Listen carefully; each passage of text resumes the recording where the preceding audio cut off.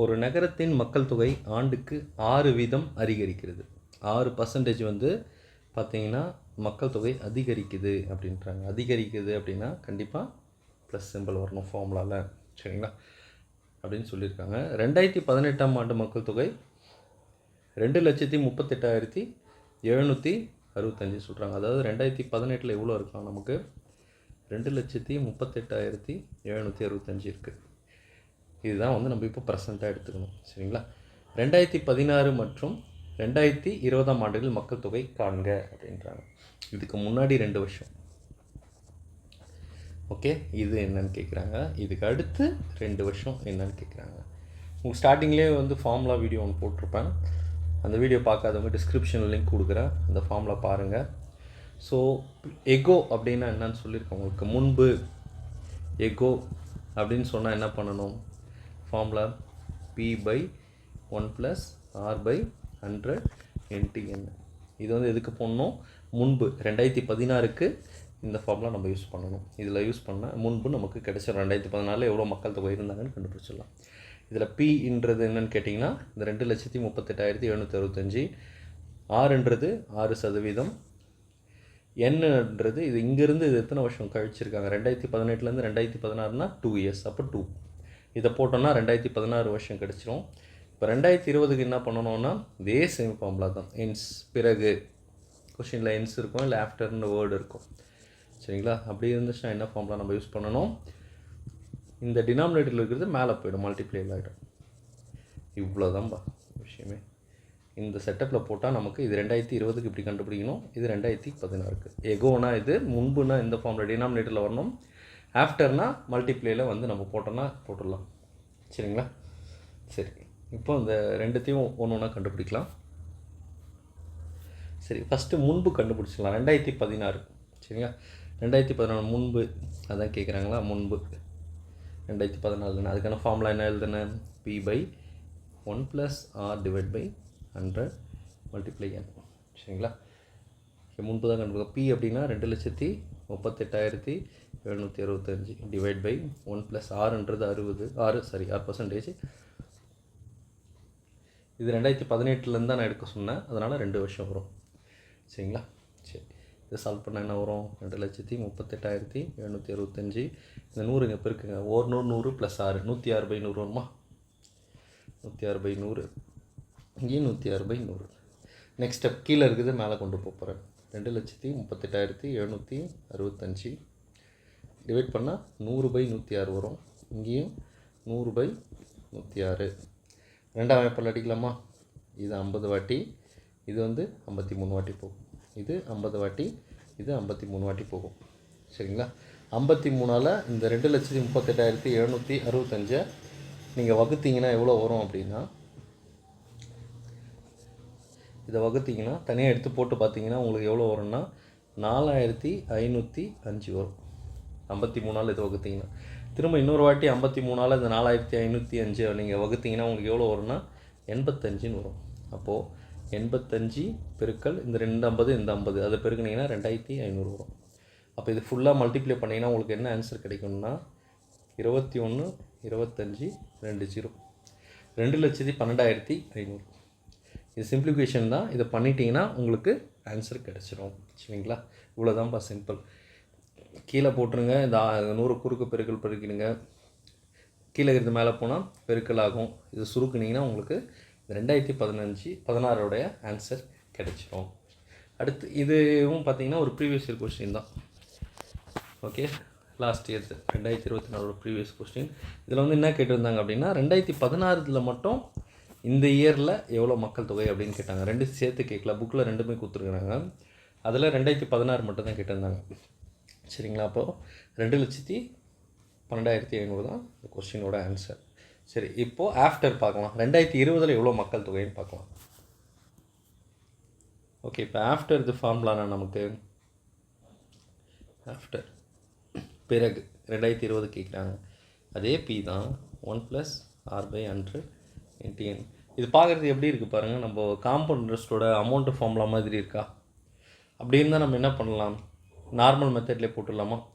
இந்த formula use பண்ணி நீங்கள் போட்டிங்கனாலும் வரும். அதாவது 2,38,765 765 1 + 6/100 2. இது எப்படி போடணும் அப்படின்னா 2 38 765 106/100 இங்கேயும் 106/100. இதை சுருக்கலாம் 53/50 53/50. ஸோ இது 5ஆம் வாய்ப்பாடு இப்படி சுருக்கி போட்டிங்கனாலும் உங்களுக்கு ஆன்சர் கிடைக்கும். சரிங்களா? நான் வேறு மெத்தடில் அந்த ஃபஸ்ட்டு உங்களுக்கு போட்டோம் பார்த்தீங்களா, நார்மல் ட்ரிக்ஸ் யூஸ் பண்ணி, ஸோ அந்த நார்மல் ட்ரிக்கில் தான் யூஸ் பண்ணுவார். இதில் நீங்கள் சால்வ் பண்ணிங்கன்னா உங்களுக்கு எவ்வளோ ஆன்சர் கிடைக்கும் அப்படின்னா 268 766.35 தான் உங்களோட ஆன்சர் வரும். பெரிய நம்பராக வரும். எனக்கு 2 லட்சத்துக்கிட்ட இருக்கீங்க, மல்டிப்ளை பாருங்கள், 53 இருக்குது. ஸோ உங்கள் ஆன்சரே பாருங்கள், 2,68,776 தான் உங்கள் ஆன்சர். 35 வருது. சரிங்களா? ஸோ இதுதான் இப்படி போட்டிங்கன்னா மல்டிப்ளை பண்ணிங்கன்னா உங்களுக்கு இந்த ஆன்சர் வரும். ஸோ இது கொஞ்சம் மல்டிப்ளை பண்ணால் நமக்கு டைம் ஆகும். சரிங்களா? எக்ஸாம் பொறுத்த வரைக்கும் நமக்கு சீக்கிரம் முடிக்கணும். ஸோ அதுக்காக என்ன பண்ணுறேன், நான் நார்மல் மெத்தடில் போடுறேன் இது. சரிங்களா? நார்மல் மெத்தட்லேயே உங்களுக்கு நான் இது போட்டு காட்டுறேன். கவனிங்க, நார்மல் மெத்தடில் எப்படி பண்ணுவோம், ஃபஸ்ட்டு அசல் எழுதிப்போமா. இது அசலாக எடுத்துக்கோங்க. 2,38,765. பர்சன்டேஜ் என்ன, 6/100. ஓகே, இது 0 இல்லை அடி, அதனால் 6ஆல் பெருக்கிட்டு அப்புறம் 100ஆல் வகுக்கலாம். 6ஆல் பெருக்குன்னா என்ன வரும்னு பார்த்தீங்கன்னா 6×5 30 மிச்சம் 3, 6×6 36, 39 மிச்சம் 3, 6×7 42, 45 மிச்சம் 4, 6×8 48, 52 மிச்சம் 5, 6×3 18, 23 மிச்சம் 2, 6×2 12 13 14. 6ஆல் பெருக்கிட்டால் இப்போ 100ஆல் டிவைட் பண்ணிவிடுங்க. இந்த வருமா. நெக்ஸ்ட் என்ன பண்ணோம், இங்கே இருக்கிறது வந்து இதை ப்ளஸ் பண்ணுவோமா, ப்ளஸ் பண்ணிடலாமா. 2,38,765. ஓகே, ப்ளஸ் இந்த 14,325.90. 14,325 இதை கூட்டி பாருங்கள். கூட்டினா என்ன வரும்னா உங்களுக்கு 0.90. சரிங்களா? 2,53,90 வரும். கூட்டி பார்த்தீங்கன்னா உங்களுக்கு இது கிடைக்கும். நெக்ஸ்ட் இது இங்கே போட்டுக்கலாமா.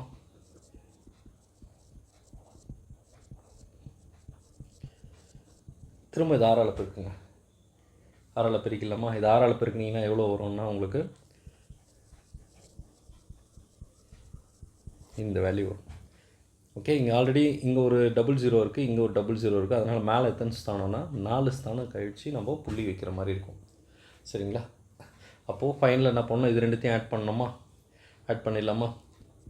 143 25.90, 151 85.45 40, 0 4 5 13 மிச்சம் 1 11 மிச்சம் 1 11 மிச்சம் 1 5 9 2.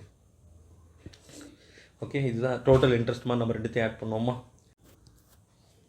ஸோ நமக்கு இந்த 29,511 கிடச்சிது.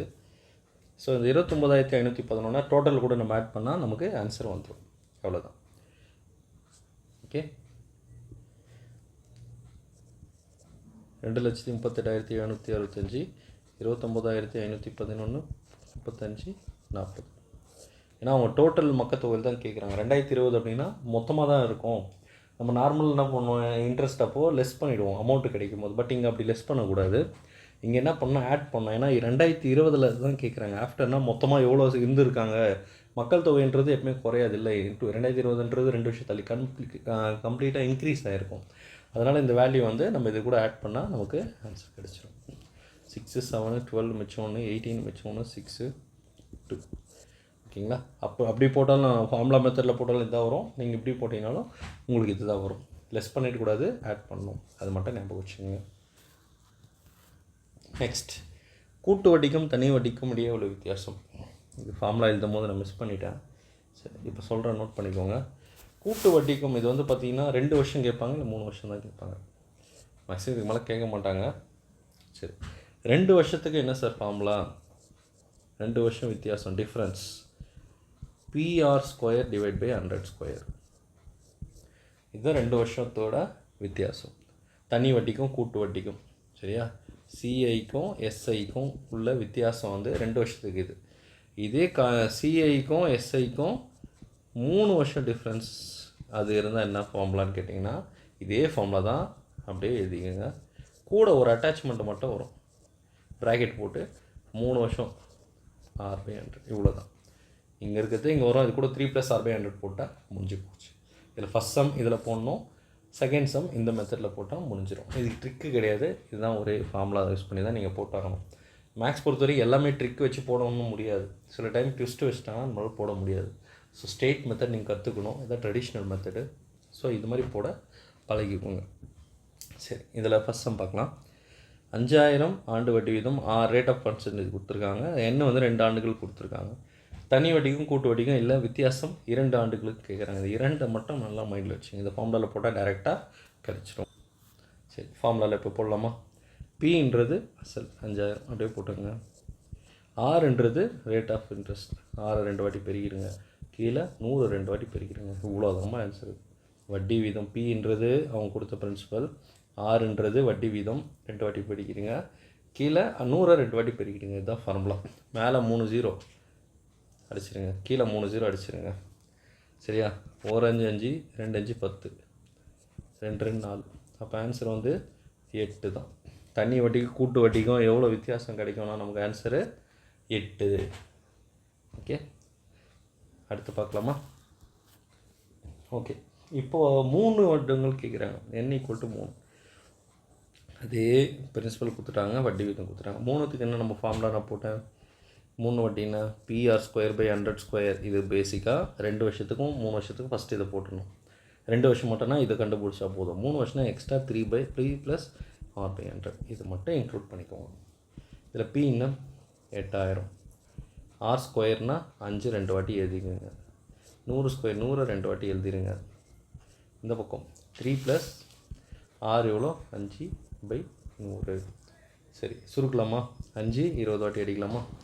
இங்கே 3 0, இங்கே 3 0. 1 5 5 2 5 10 2 4 8. இப்போ மேலே 20, இங்கே போட்டிங்கன்னா 20 60 + 1 61/20. இந்த 20 இந்த 20 கேன்சல் மிச்சம் உங்களுக்கு 61. அப்போ தனி வட்டிக்கும் கூட்டு வட்டிக்கும் இடையே உள்ள வித்தியாசம் என்ன இருக்குதுன்னு கேட்டிங்கன்னா நமக்கு 60. புரிஞ்சுதா ஃப்ரெண்ட்ஸ்?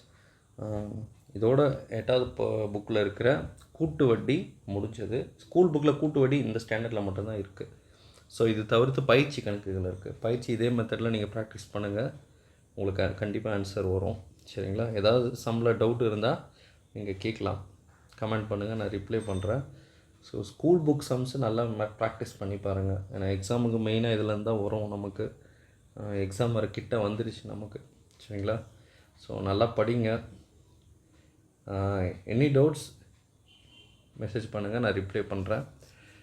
ஓகே, வீடியோ பிடிச்சிருந்தா லைக் பண்ணுங்கள், ஷேர் பண்ணுங்கள், உங்கள் ஃப்ரெண்ட்ஸுக்கு ஷேர் பண்ணி சப்ஸ்கிரைப் பண்ணுங்கள். தேங்க்யூ.